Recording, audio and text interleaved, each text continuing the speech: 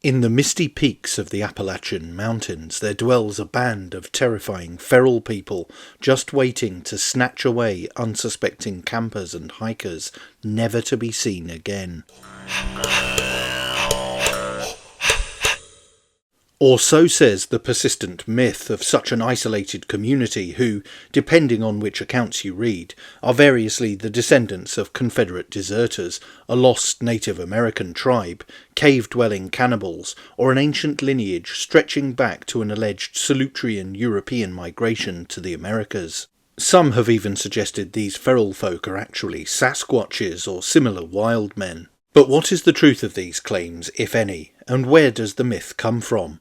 Latterly, the apocryphal tale has been fueled by internet speculation and horror fiction, but it has its roots in long-standing cultural stereotypes and real episodes from a violent history.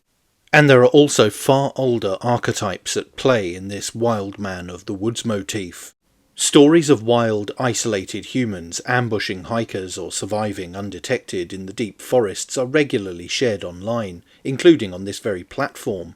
But despite the popularity of these tales, there is little credible evidence that such groups exist, but the legends persist anyway. The Appalachian region, which stretches from the southern United States up into parts of the northeast, has long been home to rural and self-sufficient communities.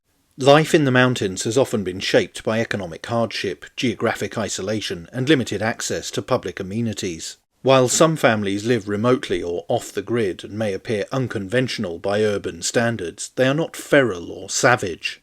This misconception stems from 19th and early 20th century portrayals of mountain people as backward, uneducated, and even dangerous.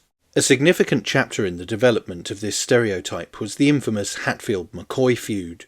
This violent conflict between two rural Appalachian families in the late 1800s, primarily along the Kentucky-West Virginia border, gained national and international attention. The feud was sensationalized in the press and became emblematic of supposed lawlessness and savagery in the hills.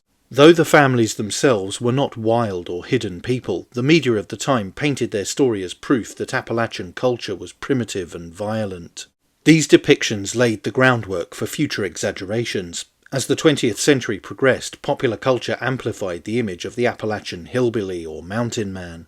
Films such as Deliverance and Wrong Turn reinforced the idea that the mountains harboured violent, inbred or feral humans.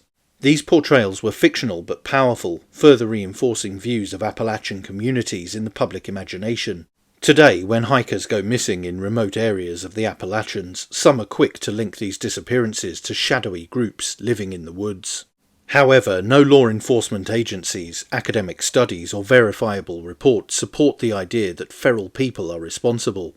Most disappearances are attributed to natural causes, such as injury, weather or wildlife. But is there more at play here? Many people who live in the Appalachian region are the descendants of Scots and Ulster Scots, who will likely have been familiar with tales from the old country of savage bands of feral humans. One particular case is that of the Sawney Bean family, a legendary Scottish clan alleged to have lived in the 15th or 16th century. According to folklore, Alexander Sawney Bean and his wife retreated to a coastal cave in Ayrshire, where they raised a large family through incest. The clan is said to have survived by ambushing travellers, robbing them and consuming their bodies. Far-fetched estimates claim more than 1,000 victims were dispatched by the cannibal clan over a 25-year reign of terror. The legend claims their crimes were discovered when a survivor alerted authorities, leading to the family's capture and execution without trial. Though widely believed for centuries, historians doubt the veracity of the tale, suggesting it was anti-Scottish propaganda or exaggerated oral tradition. No official records confirm the Bean family's existence. But despite the lack of evidence, the tale remains a chilling part of Scottish folklore and has inspired horror stories and films, with Wes Craven's The Hills Have Eyes being directly based on the story. The myth endures as a gruesome cultural curiosity that may have been carried to the New World by Scottish settlers, but we can go further back to the legend of the Woodwose in finding stories of feral men. The Woodwose, or Wild Man of the Woods, is a legendary figure from medieval European folklore, particularly prominent in Britain. Typically portrayed as a hairy, humanoid creature dwelling deep within forests, the Woodwose symbolised the raw power and mystery of the natural world. Often shown carrying a club or ragged staff and covered in thick hair, he represented the boundary between civilization and the wild. In medieval art and literature, the Woodwose embodied both fear and fascination, seen as a savage outsider, yet also sometimes as a noble hermit or guardian of ancient wisdom. These figures highlighted anxieties about human nature, wilderness, and the fragility of social order. Although usually depicted as untamed and threatening, the Woodwose could also represent a purer existence, free from the corruption of society, as a kind of noble savage. As such, he represented a potent symbol of the tension between culture and nature, civilization and instinct, reason and the unknown, and humans and animals. And we can descend further still to the oldest known story of them all, the Epic of Gilgamesh. The character Enkidu from the epic represents the archetype of the Wildman, untamed, instinctive, and deeply connected to the natural world. A master of the animals figure, he was said to have been created by the gods to temper Gilgamesh's arrogance. Enkidu initially lives among animals, free from human influence or civilization. His transformation begins when he meets Shamhat, who introduces him to human ways through intimacy, food, and clothing.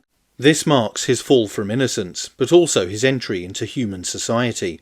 Note the parallels from the later biblical Garden of Eden story here. Enkidu symbolises the conflict between nature and culture, highlighting the human journey from wilderness to civilization, and remains a powerful figure of the wild man archetype in literature. All of these swirling legends and stories throughout millennia have maintained a fascination with the untamed, the unknown, the wild, and, as we say in the 21st century, that which exists off the grid. And while there have undoubtedly been some high-profile missing person cases in this vast region over the decades, in the context I have outlined here, the Appalachian feral people legend can be seen as a continuation of the oldest story ever told. And I imagine it will continue to be told for centuries, even millennia to come. But that's it for this video. Don't forget to like, share, and most importantly subscribe. And you can also support the channel on Subscribestar via the link in the description or via YouTube Super Thanks. Thanks for watching. Bye for now.